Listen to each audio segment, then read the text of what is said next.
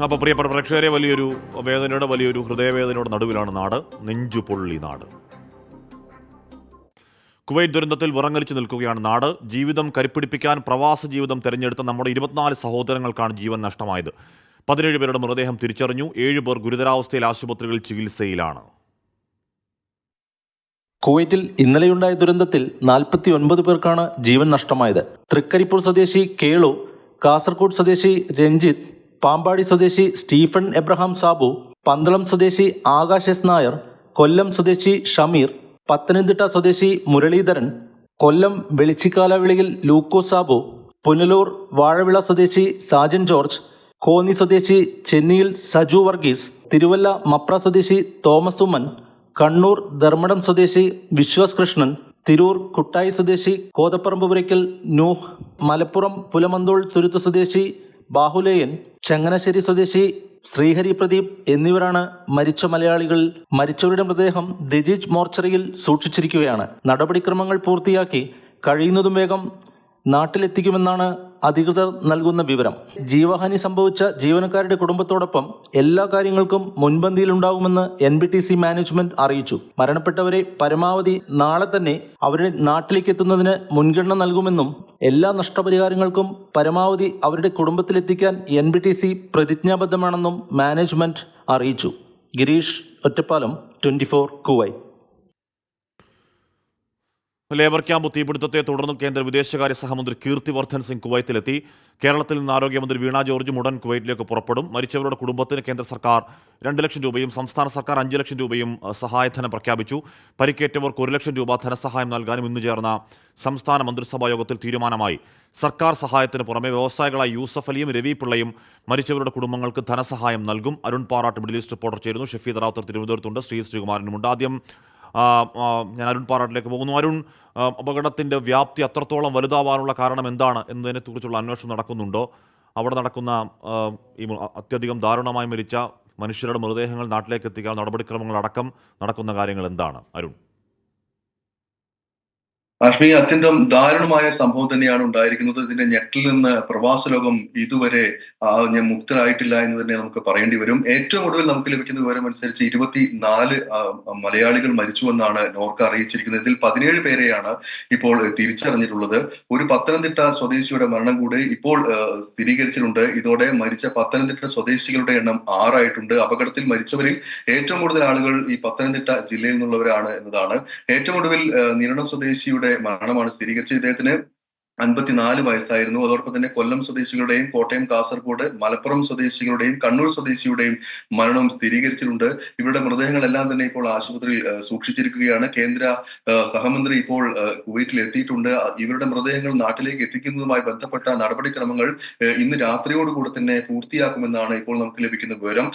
വ്യോമസേനയുടെ പ്രത്യേക വിമാനം അയച്ച് അത്തരത്തിൽ മൃതദേഹങ്ങൾ നാട്ടിലേക്ക് എത്തിക്കാനുള്ള നടപടിക്രമങ്ങളാണ് പുരോഗമിക്കുന്നത് എന്നാണ് നമുക്ക് അറിയാൻ കഴിയുന്നത്. നമുക്കറിയാം, ആകെ 49 ആളുകൾക്കാണ് അപകടത്തിൽ ജീവൻ നഷ്ടപ്പെട്ടിട്ടുള്ളത്. അതിൽ 49 ആളുകളിൽ 43 ആളുകളാണ് ഇന്ത്യക്കാരായിട്ടുള്ളത്. ബാക്കിയുള്ളവർ ഫിലിപ്പൈൻ സ്വദേശികളാണ്. അപകടത്തിൽ പരിക്കേറ്റ 27ഓളം ആളുകൾ വിവിധ ആശുപത്രികളിൽ ചികിത്സയിലും കഴിയുന്നുണ്ട്. കുവൈറ്റിലുള്ള 5 ആശുപത്രികൾ കേന്ദ്രീകരിച്ചാണ് ഇവർക്ക് വിദഗ്ധ ചികിത്സ നൽകുന്നത്. ഇവരിൽ അടിയന്തര ശസ്ത്രക്രിയ അടക്കം ആവശ്യമുള്ളവരുണ്ട്. ഇവരെ അടിയന്തര ശസ്ത്രക്രിയയ്ക്ക് അടക്കം വിധേയരാക്കുമെന്ന് ആശുപത്രി അധികൃതരും അല്പം മുൻപ് നമ്മളോട് അറിയിച്ചിട്ടുണ്ട്. പൊള്ളലേറ്റും വീണ് പരിക്കേറ്റും അതോടൊപ്പം തന്നെ ഈ പുക ശ്വസിച്ചും ഉൾപ്പെടെയുള്ളവരാണ് ഇത്തരത്തിൽ ആശുപത്രിയിൽ പ്രവേശിച്ചിട്ടുള്ളത്. അതേസമയം ഇന്നലെ ഉണ്ടായ ദുരന്തത്തിൽ ജീവഹാനി സംഭവിച്ചവരോടൊപ്പം നിൽക്കുമെന്ന് കമ്പനി അറിയിച്ചിട്ടുണ്ട്. എന്തായാലും ഈ മൃതദേഹം ഇന്ന് രാത്രിയോടുകൂടി തന്നെ എത്തിക്കാനുള്ള നടപടിക്രമങ്ങളാണ് അധികൃതരുടെ ഭാഗത്ത് നിന്ന് ഉണ്ടാകുന്നത് എന്ന് തന്നെയാണ് നമുക്ക് മനസ്സിലാക്കുന്നത്. കുവൈറ്റിലെ അധികാരികളും ഈ സംഭവത്തെ വളരെ ഗൗരവത്തിൽ തന്നെയാണ് എടുത്തിരിക്കുന്നത്. വലിയ തോതിൽ ഈ സംഭവം അന്വേഷിക്കുന്നതിന് ആഭ്യന്തര മന്ത്രാലയം പ്രത്യേക അന്വേഷണ കമ്മീഷനെ അടക്കം രൂപീകരിച്ചിട്ടുണ്ട്. അഹമ്മദി, അതോടൊപ്പം തന്നെ മുബാറക് അൽ കബീർ ഗവർണറേറ്റുകളിലുള്ള പബ്ലിക് പ്രോസിക്യൂഷൻ വിഭാഗത്തിലെ മുതിർന്ന ഉദ്യോഗസ്ഥരുടെ മേൽനോട്ടത്തിലാണ് ഈ ഒരു പ്രത്യേക അന്വേഷണ സംഘത്തെ ഇപ്പോൾ രൂപീകരിച്ചിട്ടുള്ളത്. സംഭവ സ്ഥലത്ത് നിന്നും പരിക്കേറ്റ് ആശുപത്രിയിൽ കഴിയുന്നവരിൽ നിന്നും ഉൾപ്പെടെ അന്വേഷണ സംഘം തെളിവുകൾ ശേഖരിക്കും എന്നാണ് നമുക്ക് അറിയാൻ കഴിയുന്നത്. എന്തായാലും സംഭവ സ്ഥലത്ത് കഴിഞ്ഞ ദിവസം തന്നെ ആഭ്യന്തരമന്ത്രി നേരിട്ടെത്തുന്ന ഒരു സാഹചര്യം ഉണ്ടായിരുന്നു. ആഭ്യന്തരമന്ത്രി കുറ്റക്കാർക്കെതിരെ മുഖം നോക്കാതെ നടപടി എടുക്കുമെന്ന് കൃത്യമായി തന്നെ പറയുന്ന ഒരു സാഹചര്യവും നമ്മൾ കണ്ടു. എന്തായാലും വിവിധ ഫ്ളാറ്റുകളിലായി 195ഓളം ആളുകളായിരുന്നു ഉണ്ടായിരുന്നത്. ഇതിൽ താഴത്തെ നിലയൊഴികെയുള്ള 6 നിലകളിലായിരുന്നു ഇവർ താമസിച്ചിരുന്നത്. ഇന്നലെ പുലർച്ചെ ഉറക്കത്തിലായിരുന്നു. ഈ സമയത്താണ് അഗ്നിബാധ അഗ്നിബാധ ഉണ്ടായത് ദുരന്തത്തിന്റെ വ്യാപ്തി കൂട്ടിയെന്നാണ് നമുക്കിവിടെ പ്രാഥമികമായി തന്നെ ലഭിക്കുന്ന വിവരം. ഷഫീദ് റാവുത്തർകൂട്. ഷഫീദ്, ഉണ്ടായ ഞെട്ടൽ സമാനതയില്ലാത്ത ഞെട്ടലാണ്. അടുത്ത കാലത്ത് എന്താണ് പ്രവാസ മേഖലയിൽ ഉണ്ടായ അപകടത്തെക്കാളൊക്കെ വലിയ വലിയ അപകടമാണ്, സങ്കടമാണ്. ഇനി ചെയ്യാനുള്ളത് ഏറ്റവും പെട്ടെന്ന് മൃതദേഹങ്ങൾ നാട്ടിലേക്ക് എത്തിക്കുക എന്നുള്ളത് തന്നെയാണ്. അതിനുള്ള നടപടിക്രമങ്ങൾ സംസ്ഥാന സർക്കാരിൻ്റെ ഭാഗത്തു നിന്നുള്ള നീക്കങ്ങൾ എന്തൊക്കെയാണ് ഷഫീദ്?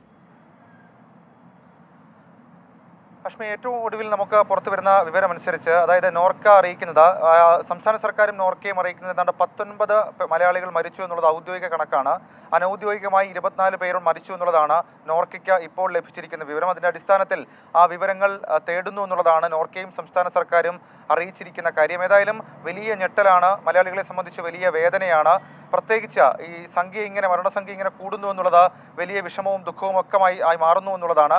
അതേസമയം സംസ്ഥാന സർക്കാരാകട്ടെ ഈ സംഭവത്തിന് ശേഷം ഇന്നലെ തന്നെ മുഖ്യമന്ത്രി കേന്ദ്ര വിദേശകാര്യ മന്ത്രാലയവുമായി ബന്ധപ്പെട്ടിരുന്നു, കത്തയച്ചിരുന്നു. അതിന് പിന്നാലെ ഇന്ന് സംസ്ഥാന സർക്കാർ ഒരു അടിയന്തര മന്ത്രിസഭാ യോഗം വിളിച്ചിട്ടുണ്ട്. അടിയന്തര മന്ത്രിസഭാ യോഗത്തിലാണ് ആരോഗ്യമന്ത്രി വീണ ജോർജിനോട് കുവൈത്തിലേക്ക് പോയി രക്ഷാപ്രവർത്തനങ്ങൾ ഏകോപിപ്പിക്കാൻ നിർദ്ദേശം നൽകിയത് മുഖ്യമന്ത്രി. ജീവൻ ബാബു IAS മന്ത്രിക്കൊപ്പം ഉണ്ടാകും. പ്രധാനമായും 2 കാര്യങ്ങൾ. അതൊന്ന്, നിലവിൽ ഇപ്പോൾ ഈ പരിക്കേറ്റ് ചികിത്സയിൽ കഴിയുന്ന ആളുകൾ, അവർക്ക് മികച്ച ചികിത്സാ സൗകര്യം ഒരുക്കുക. അതിനുമപ്പുറത്തേക്ക് അവർക്ക് ആവശ്യമെങ്കിൽ മറ്റ് സഹായങ്ങൾ ലഭ്യമാക്കുക.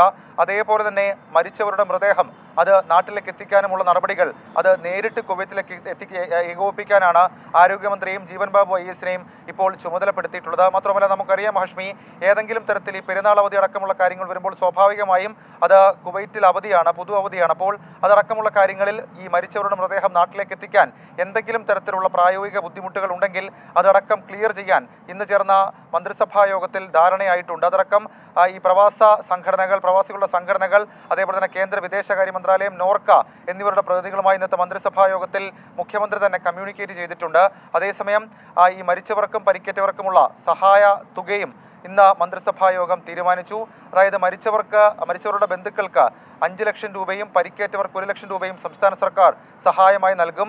അതേസമയം യൂസുഫ് അലി, രവി പിള്ളയെ പോലുള്ള വ്യവസായികളും സഹായവുമായി സംസ്ഥാന സർക്കാരിനെ സഹായിച്ചിട്ടുണ്ട്. മരിച്ചവർക്ക് യൂസുഫ് അലി 5 ലക്ഷം രൂപയും രവി പിള്ള 2 ലക്ഷം രൂപയും സഹായമായി നൽകും. അത് നോർക്ക വഴി വിതരണം ചെയ്യുമെന്ന് മുഖ്യമന്ത്രി ഇന്ന് അറിയിച്ചിട്ടുണ്ട്. എല്ലാവിധ പ്രവർത്തനങ്ങളും, പ്രത്യേകിച്ച് ഇനി തുടരുന്ന രക്ഷാപ്രവർത്തനങ്ങളിൽ, അതേപോലെ തന്നെ ഈ പരിക്കേറ്റവരെ അടക്കം നാട്ടിലേക്ക് എത്തിക്കണമെങ്കിൽ അങ്ങനെ നാട്ടിലേക്ക് എത്തിക്കാൻ അതടക്കമുള്ള മുഴുവൻ വിഷയങ്ങളിലും നോർക്ക വഴി ഇടപെടൽ നടത്തുന്നുവെന്നും കേന്ദ്ര വിദേശകാര്യ മന്ത്രാലയവുമായി അപ്പോൾ സഹായം അതേപോലെ തന്നെ വിവരങ്ങളും അപ്ഡേറ്റ് ചെയ്യുന്നുണ്ടെന്നും സംസ്ഥാന സർക്കാർ അറിയിക്കുന്നുണ്ട്. ഹാഷ്മി.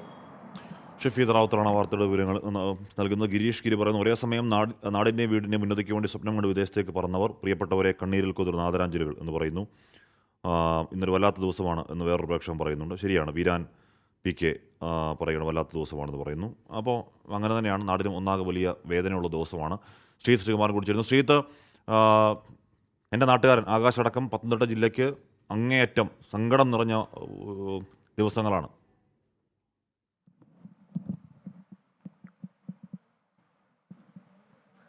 അതെ ഹാഷ്മി, ആകാശിൻ്റെ വീട്ടിലായിരുന്നു അല്പസമയം മുൻപ്. വീണ ജോർജും ചിറ്റയും ഗോപകുമാറും ഒക്കെ ചെല്ലുന്ന സമയത്ത് അലമുറയിട്ട് കരയുന്ന മാതാപിതാക്കളെ കണ്ട് ആ വിഷമം കണ്ടാണ് നമ്മൾ ഇറങ്ങുന്നത്. ആ സമയത്താണ് മാത്യു തോമസിൻ്റെ മരണവാർത്ത നിരണത്ത് കേൾക്കുന്നത്. അതിനുശേഷം ഏറ്റവും അവസാനം എൻ്റെ ഒരു കൂട്ടുകാരൻ സനോ കുര്യൻ വിളിച്ച് കരഞ്ഞുകൊണ്ടാണ് അവൻ പറഞ്ഞത്, എൻ്റെ കൂട്ടുകാരനാണ് സിബിൻ മരിച്ചു, അവിടെ ദുരന്തത്തിൽ സിബിനും പെട്ടിട്ടുണ്ടെന്ന് പറഞ്ഞ് ഫോട്ടോ നമുക്ക് അയച്ചിരുന്നു. നെഞ്ചു പൊട്ടിപ്പോകുന്ന വേദനയോടുകൂടിയാണ് സനോ കുര്യൻ എനിക്ക് ആ ഒരു ഫോട്ടോയും കരഞ്ഞുകൊണ്ട് അയച്ച് തന്നത്. നമ്മളിപ്പോൾ ഉള്ളത് കീഴ്വായ്പൂരിലെ സിബിൻ്റെ വീട്ടിലാണ്. 8 വർഷമായി സിബിൻ അവിടെ തന്നെയാണ്, ഈ പറയുന്ന കുവൈത്തിലാണുള്ളത്. NTPCയുടെ ആ ഒരു സ്ഥാപനത്തിൻ്റെ സൂപ്പർ മാർക്കറ്റിലെ കാഷ്യറാണ് ആയിട്ടുള്ളത്. ഈ വീട് അടക്കം എല്ലാ ഘട്ടത്തിലും പൂർണ്ണമായി നോക്കിയിരുന്നത് സിബിനാണ്. സിബിന് അച്ഛനും അതുപോലെ തന്നെ ഭാര്യയും 9 മാസം പ്രായമുള്ള ഒരു പെൺകുഞ്ഞുമാണുള്ളത്. കുഞ്ഞിൻ്റെ മാമോദിസ പിറന്നാൾ ചടങ്ങുകളുമായി ബന്ധപ്പെട്ട് വീട്ടിലേക്ക് വരാനിരിക്കുമ്പോഴായിരുന്നു ഇത്തരത്തിൽ മരണം സംഭവിച്ചത്. കഴിഞ്ഞ ദിവസം ഈ സംഭവം നടക്കുന്ന ദിവസം രാത്രി ഏതാണ്ട് 12 മണിയോടുകൂടി ജോലി കഴിഞ്ഞെത്തി വീട്ടിലേക്ക് വീഡിയോ കോൾ ചെയ്ത് എല്ലാവരെയും കണ്ടതിന് ശേഷം ആണ് കിടന്നുറങ്ങാൻ പോയത്. പുലർച്ചയോടുകൂടി പിന്നീട് ഫോൺ റിങ് ചെയ്യുന്നുണ്ടെങ്കിലും എടുക്കാൻ കഴിഞ്ഞിരുന്നില്ല. നമ്മളോടൊപ്പം ഇപ്പോൾ ചേരുന്നത് കലാകുവൈത്തിൻ്റെ ജനറൽ സെക്രട്ടറി സജിയാണ്. നിങ്ങൾ ഈ വിഷയത്തിൽ അവിടെ എങ്ങനെയാണ് ഇപ്പോഴത്തെ ഒരു സാഹചര്യം എന്നാണ് നിങ്ങൾ? അതിദാരുണമായ ഒരു സംഭവമാണ്. കുവൈറ്റിൻ്റെ ചരിത്രത്തിലെ ഒരു വല്ലാത്ത മാനസികമായി എല്ലാവരെയും വിഷമിപ്പിച്ച് കണ്ണീരിലാഴ്ത്തിയ ഒരു സംഭവം തന്നെയാണ്. ഇന്നലെ വെളുപ്പിനെ 4 മണിക്ക് ശേഷമാണ് ഇത് സംഭവിക്കുന്നത്. ആ നിമിഷം മുതൽ കുവൈറ്റിലെ എല്ലാ ഔദ്യോഗിക സംവിധാനങ്ങളും, ഇന്ത്യൻ എംബസി ഉൾപ്പെടെ, അതുപോലെ കലാകുവൈറ്റ് ഉൾപ്പെടെയുള്ള എല്ലാ സംഘടനാ പ്രവർത്തകരും വളരെ സജീവമായ നിലയിൽ ഈ വിഷയത്തിൽ ഇടപെടുകയും ആവശ്യമായ സഹായ സഹകരണങ്ങൾ. ഇപ്പോൾ എത്ര പേര് മിസ്സിംഗ് ആയിട്ടുണ്ട് എന്നുള്ളതിൻ്റെ ഒരു കണക്ക് നമ്മുടെ കയ്യിലുണ്ടോ? അത് പലരും പല കണക്കുകളും പറഞ്ഞുകൊണ്ടിരിക്കുന്നു. കൂടുതൽ പത്തനംതിട്ട ജില്ലക്കാരാണെന്നും പറഞ്ഞുകൊണ്ടിരിക്കുന്നു. നിലവിൽ 42 പേരുടെയാണ് മരണം ഔദ്യോഗികമായിട്ട് സ്ഥിരീകരിച്ചിരിക്കുന്നത്. പത്തനംതിട്ട ജില്ലയിൽപ്പെട്ട 6 പേരുടെ മരണം ഇതുവരെ സ്ഥിരീകരിച്ചിട്ടുണ്ട്. മറ്റു കാര്യങ്ങൾ പുറകാലെ ഐഡൻറ്റിഫൈ ചെയ്തതിന് ശേഷം ഔദ്യോഗിക. നമ്മോടൊപ്പം ഇപ്പോൾ ആൻ്റണി MP കൂടി ചേരുന്നുണ്ട്. നമ്മുടെ ജില്ലയിലാണ് ഏറ്റവും അധികം വിഷമമുള്ള കാഴ്ച ഇപ്പോൾ കണ്ടുകൊണ്ടിരിക്കുന്നത്. 6ാമത്തെ പേരാണ്. ഇനിയും കുറച്ചധികം ആളുകൾ ഉണ്ടാകുമെന്ന്, ഉണ്ടാവാതിരിക്കട്ടെ, അങ്ങനെയും പറയുന്നു. എന്താണ് ഈ ഒരു അവസരത്തിൽ പറയുന്നത്? വളരെ ഒരു ഞെട്ടിപ്പിക്കുന്ന ഒരു വാർത്തയാണ് ഇന്നലെ കാലത്ത് അറിയാൻ കഴിഞ്ഞത്. വെളുപ്പിന് 4:30 ഉണ്ടായ ഒരു പൊട്ടിത്തെറി എന്നുള്ളതിൽ എല്ലാവരും നല്ല ഉറക്കത്തിലായിരുന്നു എന്നുള്ളത് കൊണ്ട് രക്ഷപ്പെടാനുള്ള പഴുതുകൾ പോലും ഉണ്ടായില്ല. കൂടുതൽ ആളുകൾ ഞാനവിടെ ബന്ധപ്പെട്ടപ്പോൾ പറഞ്ഞത് ഈ സെൻട്രലൈസ്ഡ് AC ആയിട്ടുള്ള ബിൽഡിംഗ് ആയിരുന്നുകൊണ്ട് ഈ പുക സെൻട്രലൈസ്ഡ് AC സിസ്റ്റത്തിൽ കൂടെ വന്ന് ഈ ഉറങ്ങിക്കിടന്ന ആളുകൾ പോലും ഇതെന്താണെന്ന് അറിയാൻ കഴിയാതെ വിഷപ്പുക ശ്വസിച്ചാണ് കൂടുതൽ ആളുകൾ. വലിയ വേദനയാണ്. അത് പ്രിയപ്പെട്ട പ്രേക്ഷകർ കമൻറ്റ് ബോക്സിലും പറയുന്നുണ്ട്. നെഞ്ചുപൊട്ടുന്ന വേദന എന്നൊക്കെ പറയുന്നവരുണ്ട്. ശരിയാണ്, 100% ശരിയാണ്. കുവൈറ്റ് ദുരന്തത്തിൽ 24 മലയാളികൾ മരിച്ചുവെന്ന് നോർക്ക. 7 പേർ ഗുരുതരാവസ്ഥയിൽ ആശുപത്രിയിലാണ്. മൃതദേഹങ്ങൾ തിരിച്ചറിയാനുള്ള നടപടികൾ തുടരുകയാണെന്നും Norka secretary doctor K. Vasuki അറിയിക്കുന്നു. ഇതിനകത്ത് നമുക്ക് ഔദ്യോഗികമായിട്ട് 15 പേരുടെ മരണമാണ് കൺഫേം ആയിട്ടുള്ളത്. അനൗദ്യോഗികമായിട്ട് 24 മലയാളികളും കൂടി മരിച്ചതായിട്ട് വിവരങ്ങൾ വരുന്നുണ്ട്. അതിൻ്റെ ഒരു ഔദ്യോഗിക കൺഫർമേഷന് വേണ്ടി ഞങ്ങളെല്ലാവരും കാത്തിരിക്കുകയാണ്. ഇപ്പോഴത്തെ സംസ്ഥാന സർക്കാരുടെ ഏറ്റവും വലിയ ഒരു പ്രയോറിറ്റി എന്ന് പറയുന്നത് മരിച്ചവരുടെ മൃതദേഹത്തിന് തിരിച്ചു കൊണ്ടുവരാനാണ്. അപ്പോൾ അതിനു വേണ്ടിയുള്ള എല്ലാ ശ്രമങ്ങളും ചീഫ് സെക്രട്ടറി മുഖേനയും ബഹുമാനപ്പെട്ട മുഖ്യമന്ത്രി മുഖേനയും മിനിസ്ട്രി ഓഫ് എക്സ്റ്റേണൽ അഫയേഴ്സിനോട് നിരന്തരം ബന്ധത്തിലാണ്. കാണാതായ ചാവക്കാട് സ്വദേശി തെക്കൻ പാലയൂരിലെ ബിനോയ് തോമസ് കുവൈറ്റ് ദുരന്തത്തിൽ മരിച്ചുവെന്ന് സ്ഥിരീകരിച്ചു. 5 നാൾ മാത്രം മുൻപാണ് ബിനോയ് കുവൈത്തിലെത്തിയത്. സൂരജ് സജ്ജീർന്നു. സൂരജ്, കാണാതായി എന്ന് പറയുമ്പോൾ പോലും എവിടെയെങ്കിലും ആശുപത്രിയിലോ ആ ഫ്ലാറ്റിലുണ്ട് എന്നറിയുമ്പോൾ പോലും ആശുപത്രിയിലൊക്കെ സുരക്ഷിതനായിട്ട് ഉണ്ടാകും എന്ന വലിയ പ്രതീക്ഷ എല്ലാവർക്കും ഉണ്ടായിരുന്നു. പ്രതീക്ഷകൾ തീർന്നു അല്ലേ? കാശ്മീർ തീർച്ചയായും വലിയ പ്രതീക്ഷയോടുകൂടി തന്നെയാണ് കുടുംബം രാവിലെയും കാത്തിരുന്നത്. ഒന്നും സംഭവിച്ചിട്ടുണ്ടാകില്ല എന്നുള്ളത് തന്നെയായിരുന്നു കുടുംബത്തിൻ്റെയൊക്കെ ഒരു പ്രതീക്ഷ. പക്ഷേ ഈ പ്രതീക്ഷകളെല്ലാം അസ്തമിച്ചു എന്നുള്ള വാർത്തയാണ് ഈ കുവൈറ്റിൽ നിന്ന് വരുന്നത്. എന്തായാലും ഈ ബിനോയ് തോമസിന്റെ മൃതദേഹം നിലവിൽ അവിടെയുള്ള സുഹൃത്തുക്കൾ തിരിച്ചറിഞ്ഞ് പിന്നീട് ഈ കുടുംബത്തെ വിവരം അറിയിക്കുകയായിരുന്നു. ഈ ബിനോയ് തോമസിനെ കാണാതായതിനെ തുടർന്ന് വലിയ രീതിയിൽ ഈ വിവരങ്ങളടക്കം ഇവിടെ നിന്ന് നാട്ടിൽ നിന്ന് കൈമാറിയിരുന്നു. പ്രത്യേകിച്ച് ഈ പ്രവാസി ക്ഷേമ ബോർഡ് ചെയർമാനായിട്ടുള്ള KV അബ്ദുൽ ഖാദർ അടക്കം ഈ കുടുംബത്തെ കണ്ട് ഈ ഇദ്ദേഹത്തിന്റെ ചിത്രങ്ങളും അതുപോലെ തന്നെ ഈ പാസ്പോർട്ടിലെ അടക്കം വിവരങ്ങൾ ഈ നോർക്കയ്ക്ക് കൈമാറിയിരുന്നു. തുടർന്ന് അതോടൊപ്പം തന്നെ അവിടെ ഉണ്ടായിരുന്ന സുഹൃത്തുക്കളെ കൂടി ബന്ധപ്പെട്ടുകൊണ്ട് ഈ ബിനോയിയെ കണ്ടെത്താൻ വേണ്ടി ഒരു ശ്രമം നടത്തി. അതിന്റെ ഭാഗമായിക്കൊണ്ടാണ് അവിടെ ഉണ്ടായിരുന്ന സുഹൃത്തുക്കൾ ഈ മോർച്ചറിയിലെത്തി തിരിച്ചറിയാത്ത മൃതദേഹങ്ങൾ പരിശോധിക്കുന്ന ആ സമയത്താണ് ഈ ബിനോയ് മരിച്ചു എന്ന വിവരം ഇവർ മനസ്സിലാക്കുന്നതും പിന്നീട് ഈ വിവരം കുടുംബത്തിന് കൈമാറുകയും ചെയ്യുകയായിരുന്നു. എന്തായാലും ഔദ്യോഗികമായി കുടുംബത്തിന് ഇതുവരെയും വിവരം ലഭിച്ചിട്ടില്ല. പക്ഷേ എന്നാൽ പോലും നോർക്കയും ഈ ബിനോയ് മരിച്ചു എന്ന വിവരം സ്ഥിരീകരിക്കുന്നുണ്ട്. 5 ദിവസം മുൻപാണ് ബിനോയ്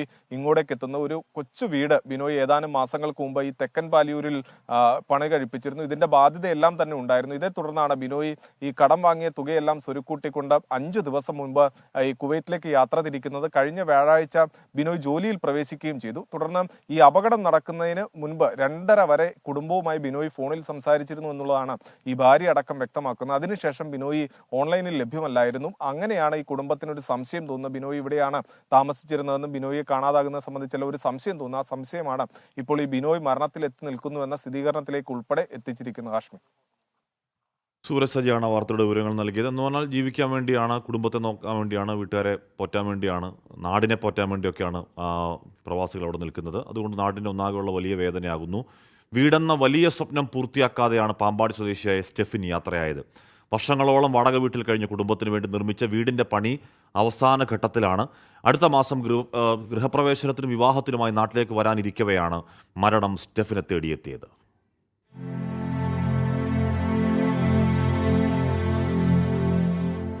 പ്രവാസ ജീവിതത്തിലേക്ക് വിമാനം കയറുമ്പോൾ ആ ചെറുപ്പക്കാരന്റെ മനസ്സിൽ വിങ്ങലായി ഉണ്ടായിരുന്നത് വീടെന്ന സ്വപ്നമായിരുന്നു.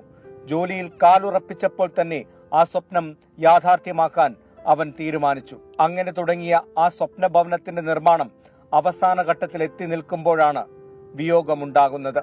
വീട് പണി ഇപ്പം അവന് ഓഗസ്റ്റ് വരാനായിട്ടിരിക്കുന്നു. ഓഗസ്റ്റ് കയറി താമസം ഫിക്സ് ചെയ്തിരിക്കുകയാണ്. പോരാനായിട്ട് അവർ ടിക്കറ്റൊക്കെ ബുക്ക് ചെയ്ത് പോരാനായിട്ടിരിക്കുകയാണ്.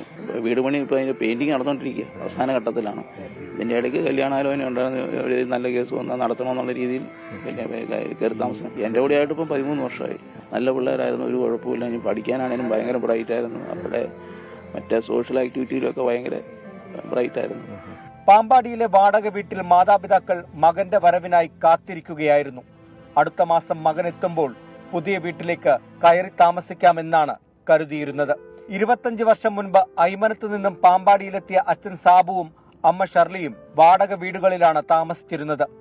ലഭിക്കുന്ന വരുമാനം കൊണ്ട് 3 ആൺമക്കളെയും പഠിപ്പിച്ചു. സ്റ്റെഫിന്റെ പാത പിന്തുടർന്ന് 2 സഹോദരന്മാരും വിദേശത്ത് ജോലി നേടി. പുതിയ വീട്ടിൽ എല്ലാവരും ഒന്നിച്ച് ഒരു ദിവസം ജീവിക്കണം. മൂത്ത മകൻ സ്റ്റെഫിന്റെ വിവാഹം, അതെല്ലാമാണ് വിധി തട്ടിയെടുത്തത്. ഈ വീട്ടിലേക്ക് സ്റ്റെഫിൻ ഇനി എത്തില്ല. വീടെന്ന സ്വപ്നം യാഥാർത്ഥ്യമാകുമ്പോൾ അവിടെ അവന്റെ ഓർമ്മകൾ എന്നും മായാതെ നിൽക്കും. കോട്ടയത്ത് നിന്ന് പ്രശാന്തിനൊപ്പം ടോബി ജോൺസൺ, 24. അങ്ങനെ ഓരോരോ സ്വപ്നങ്ങൾ പേറിപ്പോയവരാണ്. ആ സ്വപ്നങ്ങൾ കൂടിയാണ് ആ വല്ലാത്ത തീപിടുത്തത്തിൽ കരിഞ്ഞില്ലാതായി പോകുന്നത്. കുവൈറ്റ് ദുരന്തത്തിൽ മലപ്പുറം ജില്ലയിലെ 2 പേർക്കാണ് ജീവൻ നഷ്ടമായത്. മലപ്പുറം പുലാമന്തോൾ സ്വദേശി MP ബാഹുലയൻ, തിരൂർ കൂട്ടായി സ്വദേശി KP നൂഹ് എന്നിവരാണ് മരിച്ചത്. തീപിടുത്തമുണ്ടായതു മുതൽ MP ബാഹുലയനെയും KP നൂഹിനെയും കുടുംബങ്ങൾക്ക് ബന്ധപ്പെടാൻ കഴിഞ്ഞിരുന്നില്ല. തുടർന്ന് ഇന്ന് പുലർച്ചെയാണ് മരണവാർത്ത കുടുംബത്തെ തേടിയെത്തിയത്. അറിയുന്നത് ഒരു 2 മണിക്ക് ശേഷമാണ് നമ്മൾ അറിയുന്നത്. അതുവരെ അന്വേഷിച്ചിട്ടൊരു വിവരം കിട്ടിയിട്ടില്ല. ആളെ വിളിച്ചിട്ടും കിട്ടുന്നില്ല. പിന്നെ അവർ ഇങ്ങനെ കുറേ മോർച്ചൽ ഉണ്ടായിട്ട് മോർച്ചിൽ നിന്നാണ് വിവരം കിട്ടുന്നത്. അവിടെ പോയി നോക്കിയപ്പോഴാണ്, ഫോട്ടോ കൊടുത്തപ്പോഴാണ് അറിയുന്നത് ഇങ്ങനെ ഒരാൾ ഇവിടെ ഉണ്ടെന്നുള്ളത്. ഇപ്പം വന്നിട്ട് ഒരു 4 മാസമായി വന്നു പോയതാണ്. കെട്ടിടത്തിന് തീപിടിച്ചത് താഴെ നിന്നാണ് എന്നതറിയാതെ പരിഭ്രാന്തിയിൽ നോഹ് കെട്ടിടത്തിന്റെ താഴേക്ക് ഓടുകയായിരുന്നു. ശ്വാസം മുട്ടിയാണ് നോഹിന്റെ മരണം. മോർച്ചറിയിൽ നിന്ന് സഹോദരനാണ് മൃതദേഹം തിരിച്ചറിഞ്ഞത്. 11 വർഷമായി കുവൈറ്റിൽ ജോലി ചെയ്യുന്ന നോഹ് അവധി കഴിഞ്ഞ 4 മാസം മുമ്പാണ് തിരിച്ചു പോയത്. 3 പെൺമക്കളാണ് നോഹിന്. മരിച്ച പുലാമന്തോൾ സ്വദേശി MP ബാഹുലയൻ 5 വർഷമായി കുവൈറ്റിൽ സൂപ്പർ മാർക്കറ്റിൽ ജോലി ചെയ്തു വരികയായിരുന്നു. 1 വർഷം മുൻപാണ് അവധി കഴിഞ്ഞ് തിരികെ പോയത്. മൃതദേഹം നാട്ടിലെത്തിക്കാനുള്ള നടപടികൾ ആരംഭിച്ചു. 24 തിരൂർ. കുവൈത്തിലെ തൊഴിലാളി ക്യാമ്പിലുണ്ടായ തീപിടുത്തത്തിൽ മരിച്ച 3 പേർ കൊല്ലം ജില്ലക്കാരാണ്. ശൂരനാട് സ്വദേശി ഷമീർ, ആദിച്ചനെല്ലൂർ സ്വദേശി ലൂക്കോസ്, പുനലൂർ സ്വദേശി സാജൻ ജോർജ് എന്നിവരാണ് കൊല്ലം ജില്ലയിൽ നിന്ന് മരിച്ചവർ. കുവൈറ്റിലെ തൊഴിലാളി ക്യാമ്പിലുണ്ടായ തീപിടുത്തത്തിൽ കൊല്ലം ജില്ലക്കാരായ 3 പേർ മരിച്ചതായി സ്ഥിരീകരിച്ചു. ശൂരനാട് വയ്യാങ്കര സ്വദേശി ഷമീറിന്റെ മരണവിവരമാണ് ആദ്യം അറിയുന്നത്. 6 വർഷമായി കുവൈറ്റിൽ ഡ്രൈവറായി ജോലി ചെയ്യുന്ന ഷമീർ 9 മാസം മുമ്പാണ് അവസാനമായി നാട്ടിൽ വന്നത്. കല്യാണം കഴിഞ്ഞതിന് പിന്നാലെയാണ് കുവൈറ്റിലേക്കുള്ള യാത്ര. വിദേശത്തെ ജോലി അവസാനിപ്പിച്ച നാട്ടിൽ വരാൻ തയ്യാറെടുക്കുന്നതിനിടയിലാണ് ഷമീറിനെ തേടി ദുരന്തമെത്തിയത്. കൊല്ലം ആദിച്ചനെല്ലൂർ സ്വദേശി ലൂക്കോസ് മരിച്ചെന്ന യാഥാർത്ഥ്യത്തോട് പൊരുത്തപ്പെടാൻ ഇതുവരെ കുടുംബത്തിന് കഴിഞ്ഞിട്ടില്ല. 18 വർഷമായി കുവൈറ്റിൽ ജോലി ചെയ്യുന്ന ലൂക്കോസ് മകളുടെ പഠനവുമായി ബന്ധപ്പെട്ട കാര്യങ്ങൾക്കായി അടുത്ത മാസം നാട്ടിൽ വരാനിരിക്കെയാണ് അപകടത്തിൽ ജീവൻ നഷ്ടമാവുന്നത്. വൈകിട്ട് ബാംഗ്ലൂരിലൊരു ടെസ്റ്റിന് അമ്മയും മോളും കൂടെ പാനായിട്ട് ബസ്സെല്ലാം ബുക്ക് ചെയ്ത് പാനായിട്ടിരിക്കുമായിരുന്നു. ഇപ്പോഴും ദുരന്തം ബന്ധപ്പെട്ട് അവൻ അടുത്ത മാസം അവളുടെ അഡ്മിഷൻ്റെ കാര്യങ്ങൾ ശരിയാക്കാൻ വേണ്ടി വരും. എല്ലാ ഇയറിലും വരും. വർഷത്തിൽ ലീവുണ്ട്.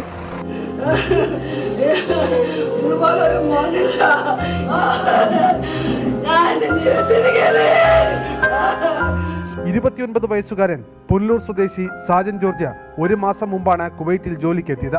ജൂനിയർ മെക്കാനിക്കൽ എഞ്ചിനീയറായി മകന് ജോലി കിട്ടിയതിന്റെ സന്തോഷം കെട്ടടങ്ങും മുമ്പാണ് അവന്റെ മരണവിവരവും മാതാപിതാക്കളെ തേടിയെത്തുന്നത്. താമസിക്കുന്ന സ്ഥലത്താണ് നടന്നത്. അപ്പോൾ ഞാൻ ഫോൺ വിളിച്ചുകൊണ്ടേയിരുന്നു. എന്നിട്ട് ഫോണൊന്നും എടുത്തില്ല, ആരും എടുത്തില്ല. പിന്നെ ഞങ്ങളുടെ ഒരു ബന്ധു അവിടെ ഉണ്ട്, പുള്ളി അനിയൻ അച്ഛനാണ്. പുള്ളിയായിട്ട് അങ്ങനെ കോണ്ടാക്ട് ചെയ്ത് പുള്ളി ഞാൻ തിരിച്ചു വിളിച്ചാൽ പുള്ളി ഫോൺ എടുത്തില്ല. അപ്പം മനസ്സിലായി ഞാൻ അടുത്ത 1.5 മാസമായി ഉള്ളു പോയിട്ട്. അവൻ Mount Zion engineering college assistant പ്രൊഫസറായിട്ട് ജോലി ചെയ്യുമായിരുന്നു. അവർ കമ്പനി റിക്രൂട്ട് ചെയ്ത് കൊണ്ടുപോയി ഉത്തരവാദിയായുള്ളൂ. മെച്ചപ്പെട്ട വേതനവും ജീവിത പ്രയാസങ്ങളിൽ നിന്ന് രക്ഷപ്പെടാനുമാണ് കടൽ കടന്ന 3 പേരും കുവൈറ്റിൽ എത്തുന്നത്. സ്വപ്നം ബാക്കി നിർത്തിയാണ് 3 പേരുടെയും യാത്ര. 24 കൊല്ലം. 2 പേർ മരിച്ച ഞെട്ടലിൽ കാസർഗോഡുമുണ്ട്. തൃക്കരിപ്പൂർ സ്വദേശി കുഞ്ഞിക്കേളു, ചെർക്കള സ്വദേശി രഞ്ജിത്ത് എന്നിവരാണ് മരിച്ചത്. അപകടത്തിൽ നിന്ന് രക്ഷപ്പെട്ട നളിനാക്ഷനുമായി സംസാരിക്കാൻ കഴിഞ്ഞുവെന്ന് ബന്ധു 24നോട് പറഞ്ഞു. കുവൈറ്റിലെ ജോലി അവസാനിപ്പിച്ച് നാട്ടിലേക്ക് മടങ്ങാനുള്ള തൃക്കരിപ്പൂർ തെക്കുംപാട്ടെ കുഞ്ഞിക്കേളുവിന്റെ സ്വപ്നങ്ങൾ കൂടിയാണ് അഗ്നിയിൽ എരിഞ്ഞമർന്നത്. 2 പതിറ്റാണ്ടിലധികമായി വിദേശത്ത് തുടരുന്ന കുഞ്ഞിക്കേളു കഴിഞ്ഞ ഓണത്തിനാണ് ഒടുവിൽ നാട്ടിലെത്തിയത്. മൂത്ത മകന് ജോലിയായതോടെ ഇത്തവണ കൂടി പോയി വന്നിട്ട് ജോലി മതിയാക്കാമെന്ന് ഭാര്യയ്ക്കും മക്കൾക്കും ഉറപ്പ് നൽകി. എന്നാൽ ഇങ്ങനെ ഒരു മടക്കം ഭാര്യ മണിയോ മക്കളോ പ്രതീക്ഷിച്ചില്ല. 94 കാലഘട്ടത്തിൽ മുതലേ അദ്ദേഹം ഗൾഫിലായിരുന്നു, സൗദിയിലുണ്ടായിരുന്നു. പിന്നെ ഈ കുവൈത്തിലേക്ക് ഒരു 10-15 വർഷത്തിന് മുകളിലായി കുവൈത്തിൽ ഇതേ കമ്പനിയിൽ തന്നെ ജോലി ചെയ്യുന്നു. ചെർക്കള സ്വദേശി രഞ്ജിത്തിന് അപകടത്തിൽ പൊള്ളലേറ്റുവെന്ന വാർത്തയാണ് ആദ്യം കുടുംബത്തെ തേടിയെത്തിയത്. അപ്പോൾ മുതൽ മകനു വേണ്ടിയുള്ള പ്രാർത്ഥനയിലായിരുന്നു അമ്മ രുക്മിണി. എന്നാൽ കാത്തിരിപ്പും പ്രതീക്ഷകളും വിഫലമായി. വൈകുന്നേരത്തോടെ മരണവാർത്തയെത്തി. 10 വർഷത്തിലേറെയായി ഗൾഫിൽ ജോലി ചെയ്യുന്ന രഞ്ജിത്ത് പുതുതായി നിർമ്മിച്ച വീടിന്റെ ഗൃഹപ്രവേശനത്തിനാണ് ഒടുവിൽ നാട്ടിലെത്തിയത്. 2 മാസത്തിനുള്ളിൽ രഞ്ജിത്ത് തിരിച്ചെത്തുമ്പോൾ വിവാഹം നടത്താനുള്ള ഒരുക്കത്തിലായിരുന്നു വീട്ടുകാർ. കെട്ടിടത്തിന് തീപിടിച്ചതറിഞ്ഞ് താഴെയുള്ള വാട്ടർ ടാങ്കിലേക്ക് ചാടിയാണ് ഒളവറ സ്വദേശി നളിനാക്ഷൻ രക്ഷപ്പെട്ടത്. നളിനാക്ഷൻ ഇന്ന് നാട്ടിലുള്ള ബന്ധുക്കളുമായി സംസാരിച്ചു. 3-ാം നിലയിൽ നിന്ന് താഴേക്ക് ചാടുമ്പോൾ ഒരു വാട്ടർ ടാങ്കിലേക്കാണ് ചാടിയത്. അവിടെ നിന്ന് തെറിച്ച് വീണോ എന്ന് പറയാൻ കഴിയില്ല. മൃതദേഹം ഉടൻ നാട്ടിലെത്തിക്കുമെന്ന പ്രതീക്ഷയിലാണ് കുടുംബാംഗങ്ങൾ. 24 കാസർഗോഡ്. അപ്പോൾ ആ തീപിടുത്തത്തിൽ മരിച്ചവരുടെ ഓർമ്മകൾക്ക് മുന്നിൽ കണ്ണീർപ്പൂക്കൾ, ആദരം, സങ്കടപ്പൂക്കൾ അർപ്പിക്കുകയാണ് അവരുടെ ബന്ധുക്കൾക്ക്. ഇവരുടെയൊക്കെ എല്ലാവരുടെയും ഒട്ടുമിക്ക എല്ലാവരുടെയും കുടുംബത്തിൻ്റെ ഏക അത്താണി ഇവരൊക്കെ തന്നെയാണ്. അപ്പോൾ അവരുടെ ബന്ധുക്കൾക്ക് ആ വിയോഗം താങ്ങാനുള്ള കരുത്തുണ്ടാകട്ടെ, സഹിക്കാനുള്ള കരുത്തുണ്ടാകട്ടെ എന്ന് ദൈവത്തോട് പ്രാർത്ഥിക്കുകയും ചെയ്യുകയാണ്. പ്രിയപ്പെട്ട പ്രേക്ഷകരെ, ലോക്സഭാ തെരഞ്ഞെടുപ്പിൻ്റെ വോട്ടെണ്ണൽ ദിനം നമ്മൾ ഒന്നാമതാണ്. ആധികാരികമായി മറ്റു ചാനലുകളെയൊക്കെ പിന്തള്ളി 1-ാം സ്ഥാനത്ത് തന്നെയാണ്. ഇന്ന് വന്ന ബാർക്ക് റേറ്റിംഗിലാണ് നമുക്കെല്ലാവർക്കും സന്തോഷം നൽകുന്ന ഇലക്ഷൻ റിപ്പോർട്ടിംഗ് റിസൾട്ട്. യൂട്യൂബ് അടക്കം സോഷ്യൽ മീഡിയയിൽ നമ്മൾ തന്നെയാണ്. അപ്പോൾ കട്ടയ്ക്ക് കൂടെ നിൽക്കുന്ന പ്രിയപ്പെട്ട പ്രേക്ഷകരോട് നന്ദി പറഞ്ഞു തീർക്കുന്നില്ല. കാരണം നമ്മൾ ഒരുമിച്ച് നേടിയ വിജയമാണ്. നമ്മൾ 2-1 അല്ലേ.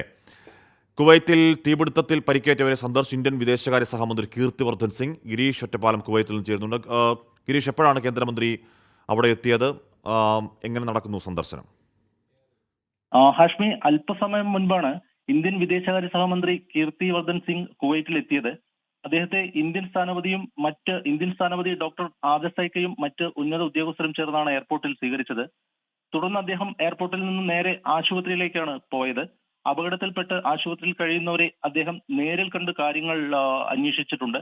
ശേഷം തുടർന്ന് അദ്ദേഹം കുവൈറ്റ് ഉന്നത അധികാരികളുമായി അദ്ദേഹം ഉടൻ തന്നെ ചർച്ച നടത്തും.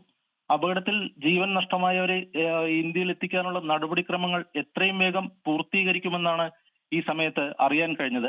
അതേസമയം NBTC എന്ന കമ്പനിയുടെ ഭാഗത്തു നിന്നും ഹെൽപ്പ് ലൈനായ 00965987 60159 എന്ന ഹെൽപ്പ് ലൈൻ നമ്പറും അറിയിച്ചിട്ടുണ്ട്. ഹെൽപ്പ് ലൈൻ നമ്പറും നൽകിയിട്ടുണ്ട്.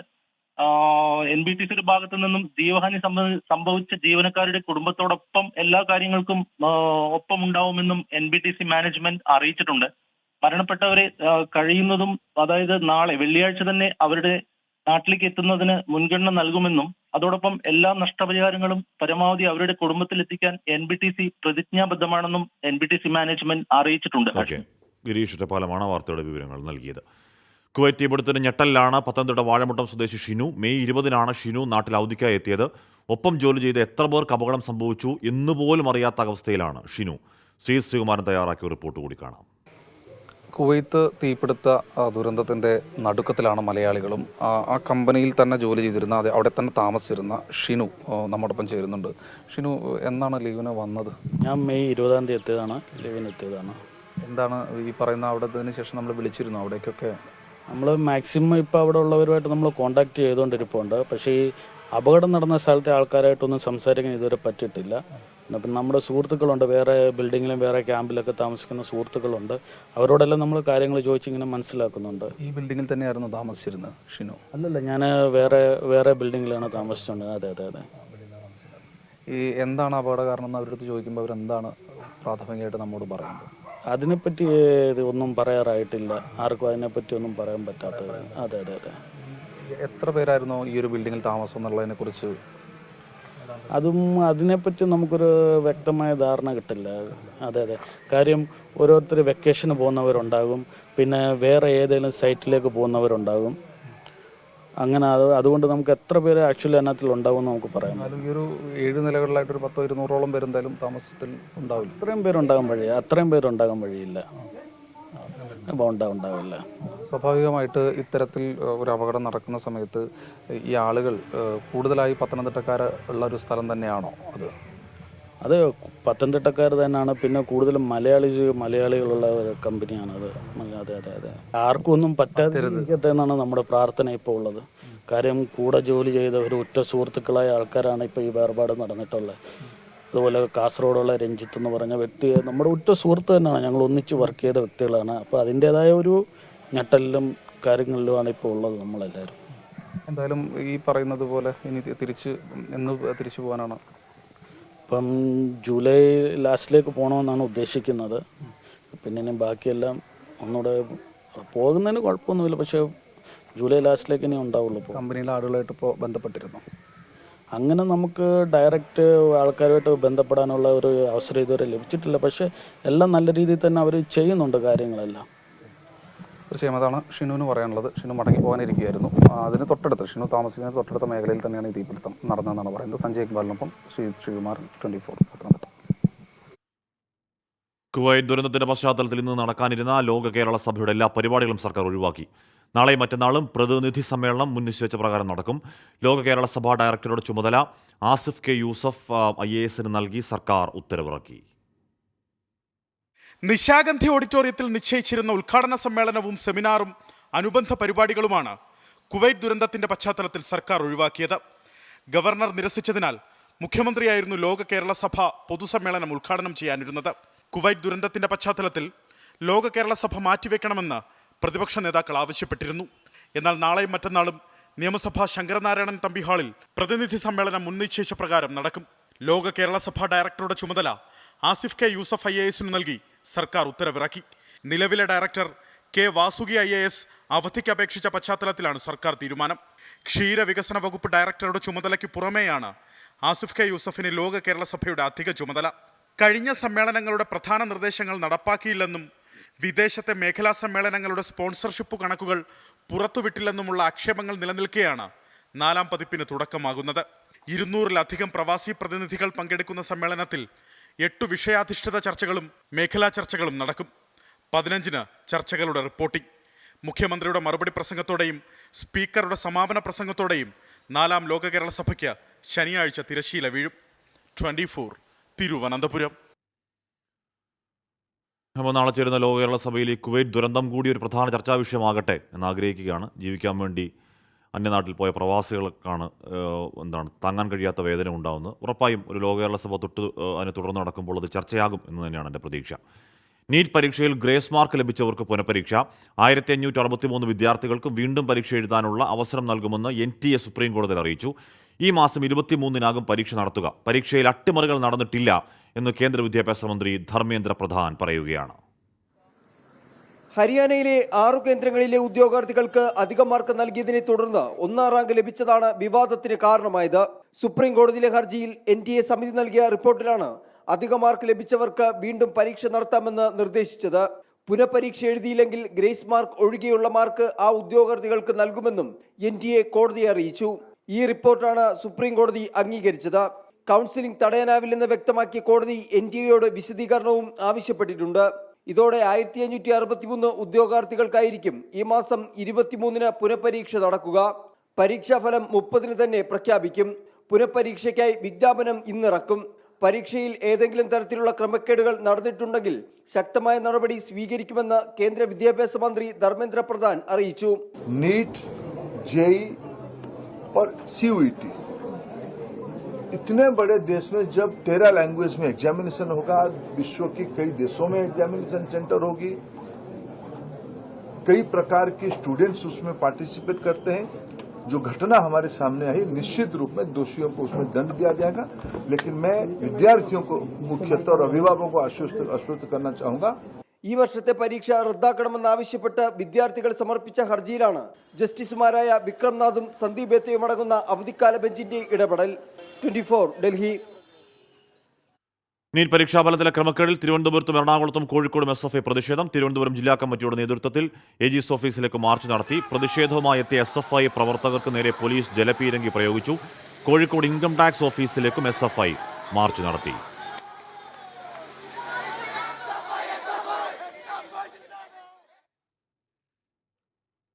ജമ്മു കാശ്മീരിൽ ഭീകരർക്കായി തെരച്ചിൽ ശക്തമാക്കി സുരക്ഷാസേന. ഡോഡ ജില്ലയിൽ ആക്രമണം നടത്തിയ 4 ഭീകരരുടെ രേഖാചിത്രം പോലീസ് പുറത്തുവിട്ടു. ജമ്മുവിൽ ഭീകരവിരുദ്ധ നടപടി ശക്തമാക്കാൻ തീരുമാനമായി. ജമ്മുകശ്മീരിൽ കഴിഞ്ഞ 3 ദിവസത്തിനിടെ 4 ഭീകരാക്രമണമാണ് നടന്നത്. ഡോഡ ജില്ലയിലെ ബലീസ ഗ്രാമത്തിൽ പോലീസ് എയർപോസ്റ്റിന് നേരെയായിരുന്നു ഒടുവിലത്തെ ഭീകരരുടെ ആക്രമണം. ഒരു ജവാന് പരിക്കുണ്ട്. ഭീകരാക്രമണമുണ്ടായ റിയാസി ഖത്വ, ധോഡയിലെ ചാറ്റർഗല്ല, ഭാദേർവ എന്നിവിടങ്ങളിൽ അത്യാധുനിക സംവിധാനങ്ങളെല്ലാം ഒരുക്കിയാണ് സേനാ പോലീസ് സംയുക്ത ഓപ്പറേഷൻ. ആക്രമണത്തിന് പിന്നാലെ പ്രദേശങ്ങൾ പൂർണ്ണമായി വളഞ്ഞതിനാൽ ഭീകരർക്ക് രക്ഷപ്പെടാൻ കഴിഞ്ഞിട്ടില്ലെന്നാണ് വിലയിരുത്തൽ. ധോഡ ജില്ലയിൽ ആക്രമണം നടത്തിയ 4 ഭീകരരുടെ രേഖാചിത്രങ്ങൾ പോലീസ് പുറത്തുവിട്ടിട്ടുണ്ട്. ഇവരെ പിടികൂടാൻ സഹായിക്കുന്നവർക്ക് 5 ലക്ഷം രൂപ വീതം പാരിതോഷികവും പ്രഖ്യാപിച്ചു. റിയാസിലെ ഭീകരാക്രമണത്തിൽ 10 പേർ കൊല്ലപ്പെട്ടിരുന്നു. 24 ഡൽഹി. ആലപ്പുഴ രാമങ്കരി പഞ്ചായത്തിൽ 5.5 പതിറ്റാണ്ട് നീണ്ട LDF ഭരണത്തിന് അന്ത്യം. CPIM പിന്തുണയോടെ UDF അധികാരത്തിലെത്തി. പ്രസിഡന്റായി കോൺഗ്രസ് പഞ്ചായത്ത് അംഗം R രാജുമോനെ തെരഞ്ഞെടുത്തു. വിപ്പ് ലംഘിച്ചാണ് CPM അംഗങ്ങൾ UDF സ്ഥാനാർത്ഥിക്ക് വോട്ട് ചെയ്തത്. രാമങ്കരിയിലെ അവിശുദ്ധ കൂട്ടുകെട്ട് നേതൃത്വത്തിന്റെ അറിവോടെയെന്ന് CPIM വിമതപക്ഷം ആരോപിക്കുകയാണ്. CPIM വിമത നേതാവ് R രാജേന്ദ്രകുമാരനെ പഞ്ചായത്ത് പ്രസിഡന്റ് സ്ഥാനത്തുനിന്ന് നീക്കാനായിരുന്നു കോൺഗ്രസുമായി ചേർന്ന് CPIM ഔദ്യോഗിക പക്ഷം പഞ്ചായത്തിൽ അവിശ്വാസം കൊണ്ടുവന്നത്. അവിശ്വാസത്തിലൂടെ CPIM അംഗങ്ങളായ പ്രസിഡന്റ്, വൈസ് പ്രസിഡന്റ്, 2 സ്ഥിരം സമിതി അധ്യക്ഷന്മാർ എന്നിവരെ പുറത്താക്കി. കോൺഗ്രസിന് പ്രസിഡന്റ് സ്ഥാനം നൽകാമെന്ന ധാരണയിലായിരുന്നു നീക്കം. തെരഞ്ഞെടുപ്പിൽ CPIM അംഗങ്ങൾ ആ വാക്കുപാലിച്ചു. ആകെയുള്ള 12 പഞ്ചായത്ത് അംഗങ്ങളിൽ ഔദ്യോഗിക പക്ഷത്തെ 4 CPIM അംഗങ്ങളും 4 UDF അംഗങ്ങളും പിന്തുണച്ചതോടെ കോൺഗ്രസ് അംഗം രാജുമോൻ പഞ്ചായത്ത് പ്രസിഡന്റായി. CPIM അംഗങ്ങൾ വിപ്പ് ലംഘിച്ച് വോട്ട് ചെയ്തതിൽ CPIM ജില്ലാ സെക്രട്ടറി മറുപടി പറയണമെന്ന് തോറ്റ LDF സ്ഥാനാർത്ഥി സജീവ് ഉദുംതറ. രാമങ്കരിയിലെ ഇടതുപക്ഷ വിശ്വാസികൾക്ക് കോട്ടം തട്ടാതെ ഇടതുപക്ഷത്തിന്റെ കരുത്ത് ഇവിടെ ഉണ്ട്. ഞങ്ങൾ ഇടതുപക്ഷം ഈ അവിശുദ്ധ കൂട്ടുകെട്ടിനെതിരെ ശക്തമായി പ്രതികരിക്കുമെന്ന് പറഞ്ഞുകൊണ്ട് തന്നെ ഞങ്ങൾ മത്സരിക്കുകയുണ്ടായി. വളരെ വീറോട് തന്നെ മത്സരിച്ചത്. ഞങ്ങൾ ഇടതുപക്ഷത്തിന് വേണ്ടി വോട്ട് ചെയ്ത് ജനപ്രതിനിധികളാക്കി തിരഞ്ഞെടുത്ത ആളുകളെ ഒരിക്കലും വഞ്ചിക്കാൻ ഞങ്ങൾ തയ്യാറല്ല. രാമങ്കരിയിലെ ശരിയായ ഇടതുപക്ഷം ഞങ്ങൾ തന്നെയാണെന്ന് അഭിമാനത്തോടെ പറയുകയാണ്. ചിഹ്നത്തിൽ മത്സരിച്ച 8 പേർക്കും വിപ്പ് കൊടുത്തിരുന്നുവെന്നും വിപ്പ് ലംഘിച്ചവർക്കെതിരെ ശക്തമായി നടപടി ഉണ്ടാകുമെന്നും Ramankari local secretary advocate Salimkumar. 4 പേരുടെ വിമതരെന്ന് പറയപ്പെടുന്ന 4 പേരിൽ ഒരാൾ മത്സരിക്കാൻ തയ്യാറായപ്പോഴായിരിക്കും ഒരു പക്ഷേ മറ്റുള്ളവർ മാറി വോട്ട് ചെയ്യാനുള്ള സാഹചര്യം ഉണ്ടായിട്ടുള്ളത്. പാർട്ടി അറിഞ്ഞുകൊണ്ടല്ല യാതൊരു തവണ പാർട്ടിക്ക് യാതൊരില്ല. പാർട്ടി കർശനമായ വിപ്പ് കൊടുത്തതാണ്. ആ വിപ്പ് ലംഘിച്ചവർക്കെതിരെ കൃത്യമായ നടപടി പാർട്ടി ഉണ്ടാകും. 4 നൂറ്റാണ്ടിലധികമായി CPIM ഭരിച്ചിരുന്ന രാമങ്കരി പഞ്ചായത്താണ് ഒടുവിൽ വിമതപക്ഷത്തെ പുറത്താക്കാനായി CPIMന് കോൺഗ്രസിന് നൽകേണ്ടി വന്നത്. കുട്ടനാട്ടിലെ വിമത നേതാവും മുൻ പഞ്ചായത്ത് പ്രസിഡന്റുമായ R രാജേന്ദ്രകുമാർ പ്രസിഡന്റ് സ്ഥാനം നഷ്ടപ്പെട്ടതോടെ CPIയിൽ ചേർന്നിരുന്നു. പഞ്ചായത്ത് അംഗത്വവും രാജിവെച്ചു. കഴിഞ്ഞ ഓഗസ്റ്റിൽ കുട്ടനാട്ടിൽ 200-ലധികം പാർട്ടി അംഗങ്ങളാണ് CPIM വിട്ട് CPIയിൽ ചേർന്നത്.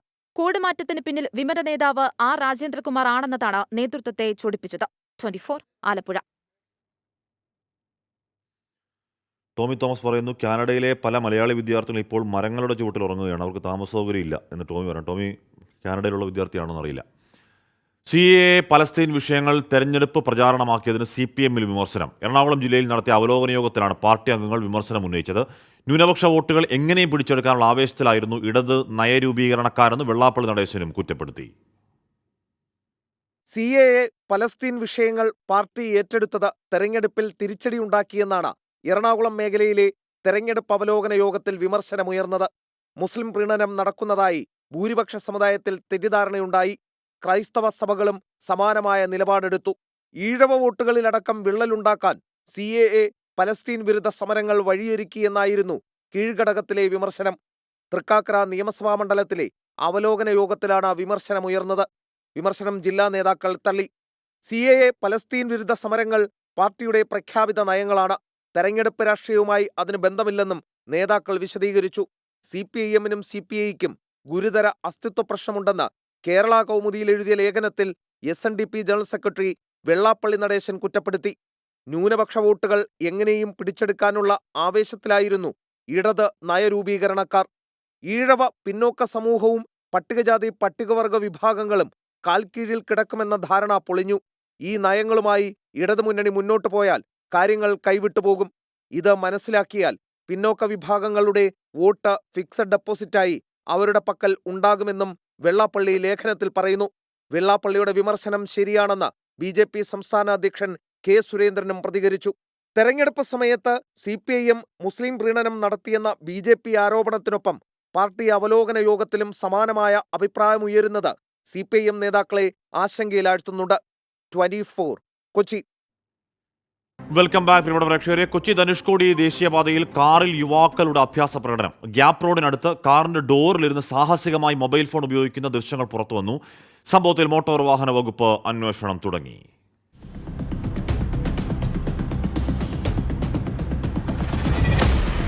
ഇന്നു രാവിലെയാണ് കൊച്ചി ധനുഷ്കോടി ദേശീയപാതയിൽ ഗ്യാപ് റോഡിന് സമീപം പത്തനംതിട്ട രജിസ്ട്രേഷനുള്ള ഓൾട്ടോ കാറിൽ യുവാക്കൾ അഭ്യാസ പ്രകടനം നടത്തിയത്. അപകടകരമായ രീതിയിൽ കാറിന്റെ ഡോറിലിരുന്ന യുവാവ് സഞ്ചരിക്കുകയായിരുന്നു. ഒരു കൈയിൽ മൊബൈൽ ഫോൺ ഉപയോഗിച്ചാണ് സാഹസിക യാത്ര നടത്തിയത്. ഇടുക്കി എൻഫോഴ്സ്മെന്റ് RTOയുടെ നിർദ്ദേശപ്രകാരം മോട്ടോർ വാഹന വകുപ്പ് അന്വേഷണം തുടങ്ങി. ഒരാഴ്ച മുൻപ് സമാനമായ രീതിയിൽ ഗ്യാപ് റോഡിൽ അഭ്യാസ പ്രകടനം നടത്തിയ യുവാക്കൾക്കെതിരെ മോട്ടോർ വാഹന വകുപ്പ് നടപടിയെടുത്തിരുന്നു. വിനോദസഞ്ചാരികൾക്കുൾപ്പെടെ ബുദ്ധിമുട്ടുണ്ടാക്കുന്ന വിധത്തിലുള്ള അപകടകരമായ യാത്ര ഒഴിവാക്കണമെന്നുള്ള നിർദ്ദേശം നിലനിൽക്കുമ്പോഴാണ് ഇത്തരം സംഭവങ്ങൾ ആവർത്തിക്കുന്നത്. 24 ഇടുക്കി. എന്ന് പറഞ്ഞാൽ ഇത്തരം വാർത്തകൾ അടുത്ത കാലത്ത് ആവർത്തിക്കുന്നുണ്ട്. MVD പിടിക്കുന്നുണ്ട്, ശിക്ഷാ നടപടി കൊടുക്കുന്നുണ്ട്. എന്നിട്ട് പിന്നെയും അത് ആവർത്തിക്കുന്നുവെങ്കിൽ ഇതൊക്കെ എന്ന് പഠിക്കാനാണ് അല്ലേ? ഇപ്പോൾ വരുന്ന വാർത്ത, സൂര്യനെല്ലി ബലാത്സംഗ കേസിൽ അതിജീവിതയുടെ പേര് വെളിപ്പെടുത്തിയതിന് മുൻ DGP സിബി മാത്യൂസിനെതിരെ കേസെടുക്കാൻ ഹൈക്കോടതിയുടെ നിർദ്ദേശം. അദ്ദേഹത്തിൻ്റെ ആത്മകഥയിലാണ് ഈ അതിജീവിതയുടെ പേര് സിബി മാത്യൂസ് വെളിപ്പെടുത്തിയത്. ഷൂട്ടിങ്ങിനിടെ നടൻ ജോജു ജോർജിന് പരിക്ക്. മണിരത്നം സംവിധാനം ചെയ്യുന്ന തഗ് ലൈഫ് സിനിമയുടെ ചിത്രീകരണത്തിനിടയിലാണ് പരിക്കേറ്റത്. ഹെലികോപ്റ്ററിൽ നിന്ന് ചാടുന്ന രംഗം ചിത്രീകരിക്കുന്നതിനിടെ കാൽപാദത്തിന്റെ എല്ല് പൊട്ടുകയായിരുന്നു. പോണ്ടിച്ചേരിയിലായിരുന്നു മണിരത്നം ചിത്രം തഗ് ലൈഫിന്റെ ചിത്രീകരണം. നടൻ കമൽഹാസനും നാസറിനുമൊപ്പം ഹെലികോപ്റ്ററിൽ നിന്ന് ചാടുന്ന രംഗം ചിത്രീകരിക്കുന്നതിനിടെയാണ് അപകടം. ജോജുവിന്റെ കാൽപാദത്തിന്റെ എല്ല് പൊട്ടി. പരിക്കിനെ തുടർന്ന് ജോജു ജോർജ് കൊച്ചിയിലേക്ക് മടങ്ങി. സിനിമയുടെ ചിത്രീകരണം താൽക്കാലികമായി നിർത്തിവച്ചിട്ടുണ്ട്. കമൽഹാസനവും മണിരത്നവും പതിറ്റാണ്ടുകൾക്ക് ശേഷം ഒന്നിക്കുന്ന ചിത്രം കൂടിയാണ് തഗ് ലൈഫ്. 24 കൊച്ചി. പിന്നെ ഒരു സങ്കടവാർത്ത, കുവൈത്തിലുണ്ടായ തീപിടുത്തത്തിൽ ഒരു കോട്ടയം സ്വദേശി കൂടി മരിച്ചുവെന്ന് സ്ഥിരീകരണം. പായിപ്പാട് കടുങ്ങാട്ടായ പാലത്തിങ്കൽ ഷിബു വർഗീസ് മരിച്ചുവെന്ന് വീട്ടുകാർക്ക് വിവരം കിട്ടി. ടോബി ജോൺസൺ ഊരിന് ചേർന്നു. ടോബി, വീട്ടുകാർ അന്വേഷണത്തിലായിരുന്നു. എന്താണ് അവർക്ക് അറിയാൻ കഴിയുന്ന സങ്കടവാർത്ത? ഹാഷ്മി, തീർച്ചയായിട്ടും എന്തായാലും ആ ഒരു ദുഃഖവാർത്ത പായിപ്പാടേക്ക് കൂടി എത്തിയിരിക്കുന്നു. നമ്മൾ അല്പസമയം മുമ്പാണ് വാർഡ് മെമ്പറിനെ വിളിച്ച് ഇക്കാര്യത്തിലൊരു സ്ഥിരീകരണം ചോദിച്ചത്. അദ്ദേഹം അത് ഇപ്പോൾ സ്ഥിരീകരിച്ച് പറയുകയും ചെയ്തു. പായിപ്പാട് കടുങ്ങാട്ടായ പാലത്തിങ്കൽ ഷിബു വർഗീസ് ആണ് മരണപ്പെട്ടിരിക്കുന്നത്. 38 വയസ്സായിരുന്നു. ഇദ്ദേഹം കഴിഞ്ഞ കുറെ നാളുകളായിട്ട് കുവൈത്തിൽ തന്നെ ജോലി ചെയ്യുകയായിരുന്നു. അതിനിടയിലാണ് ഇന്നലെ ഈ അപകടത്തിൽപ്പെടുന്നത്. എന്തായാലും ബാക്കി നടപടികൾ, മൃതദേഹം നാട്ടിലെത്തിക്കാനുള്ള നടപടികളൊക്കെ ബന്ധുക്കൾ തുടങ്ങിയിട്ടുണ്ട്. ലക്ഷ്മി. ടോബി ജോൺസണാണ് വാർത്തയുടെ വിവരങ്ങൾ നൽകിയത്. പായിപ്പാട് കടുങ്ങാട്ടായ പാലത്തിങ്കൽ ഷിബു വർഗീസ് മരിച്ചുവെന്നാണ് വീട്ടുകാർ കിട്ടിയിരിക്കുന്ന സ്ഥിരീകരണം. വിതരണക്കാരുടെ സമരം തുടങ്ങിയതോടെ സംസ്ഥാനത്തെ റേഷൻ വിതരണം പ്രതിസന്ധിയിൽ. ഈ മാസം വിതരണം ചെയ്യാനുള്ള സാധനങ്ങൾ റേഷൻ കടകളിൽ ഇതുവരെ എത്തിയിട്ടില്ല. കഴിഞ്ഞ മാസം നീക്കിയിരിപ്പുണ്ടായിരുന്ന സാധനങ്ങളുടെ സ്റ്റോക്കും തീർന്നതോടെ റേഷൻ കടകളുടെ പ്രവർത്തനം സ്തംഭിച്ചു. സപ്ലൈകോയിൽ സാധനങ്ങൾക്ക് ക്ഷാമം അനുഭവപ്പെടുന്നതിനൊപ്പമാണ് റേഷൻ കടകളും പ്രതിസന്ധിയിലായത്. ഈ മാസം വിതരണം ചെയ്യാനുള്ള സാധനങ്ങൾ റേഷൻ കടകളിൽ ഇതുവരെ എത്തിയിട്ടില്ല. കുടിശ്ശിക തുക നൽകാതായതോടെ റേഷൻ കടകളിലേക്ക് സാധനങ്ങൾ എത്തിക്കുന്ന വാതിൽപ്പടി കരാറുകാർ സമരത്തിലാണ്. ഇതാണ് റേഷൻ കടകളുടെ പ്രതിസന്ധിക്ക് കാരണം. 74 കോടിയോളം രൂപ വാതിൽപ്പടി വിതരണക്കാർക്ക് നൽകാനുണ്ട്. വാതിൽപ്പടി വിതരണക്കാരുടെ സമരം അവസാനിപ്പിച്ചില്ലെങ്കിൽ റേഷൻ കടകൾ അടച്ചുപൂട്ടേണ്ട സ്ഥിതിയിലേക്കെത്തും. കഴിഞ്ഞ മാസം നീക്കിയിരിപ്പുണ്ടായിരുന്ന സാധനങ്ങൾ ഈ മാസം വിതരണം ചെയ്താണ് ഇതുവരെ പ്രതിസന്ധി നേരിട്ടത്. എന്നാൽ ഈ സ്റ്റോക്കും തീർന്നതോടെയാണ് റേഷൻ കടകൾ സ്തംഭനത്തിലായത്. മാസം പകുതിയാകുന്നതിന് മുമ്പ് ഒട്ടുമിക്ക റേഷൻ കടകളിലും അരിയടക്കമുള്ള സാധനങ്ങൾ തീർന്നു.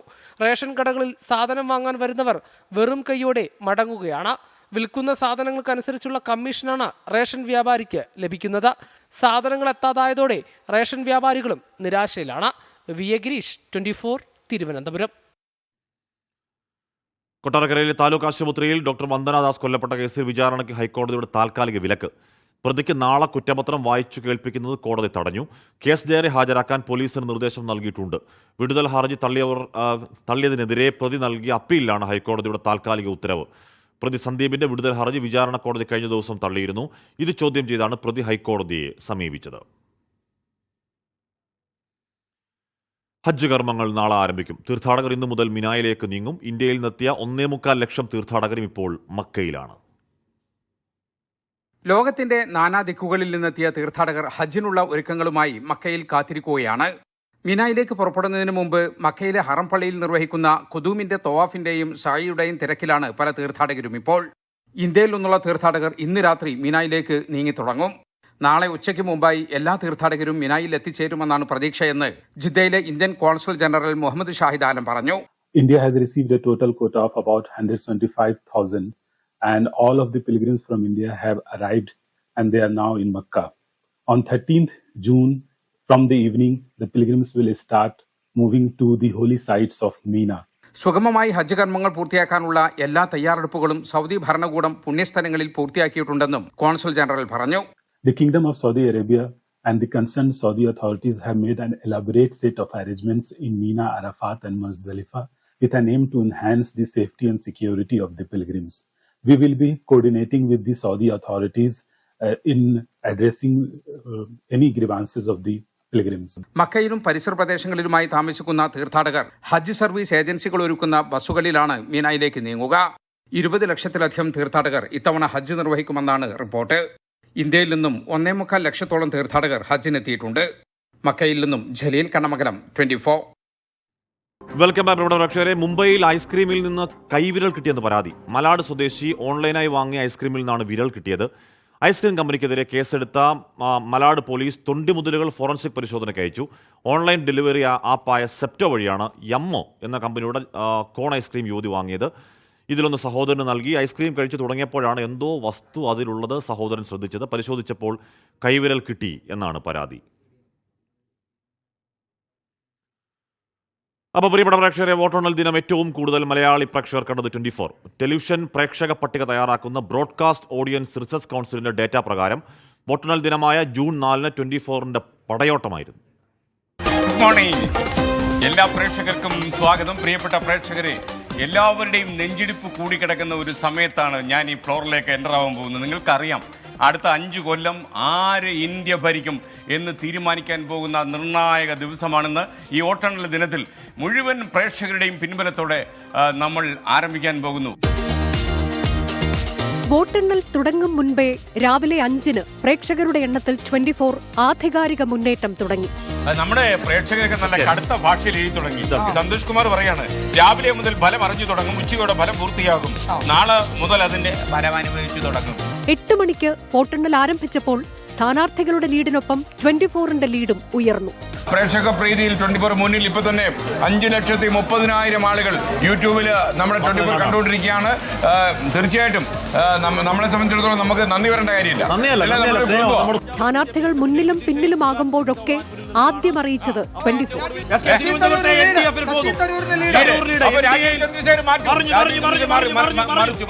വോട്ടെണ്ണൽ ദിനത്തിൽ ഉടനീളം 24 പ്രേക്ഷകരുടെ എണ്ണത്തിൽ മുന്നിലായിരുന്നു. ജൂലൈ 4 ബാർക്ക് റോൾ ഡേറ്റ ആഴ്ച 23 വിവരം വന്നപ്പോൾ തകർപ്പൻ ഭൂരിപക്ഷവുമായി 24 ആധികാരിക ജയം ആവർത്തിച്ചു. 24 ദി റിയൽ ഇലക്ഷൻ സ്പെഷ്യലിസ്റ്റ് എന്ന അടിവരയിട്ട പ്രേക്ഷക പിന്തുണ. 24നൊപ്പം നിന്ന് പ്രിയ പ്രേക്ഷകർക്ക് നന്ദി. അതെ, election is equal to 24. News desk 24. അപ്പോൾ നമ്മൾ ഒത്തൊരുമിച്ച് ഇന്നപ്പോൾ കിട്ടിയ വലിയ വിജയമാണ്. അപ്പോൾ നമുക്ക് തുടരണം ഇനിയും. അപ്പോൾ പ്രിയപ്പെട്ട പ്രേക്ഷകർ, നമ്മുടെ ഉച്ചവാർത്താ യാത്ര തൽക്കാലം പൂർണ്ണമാവുന്നു.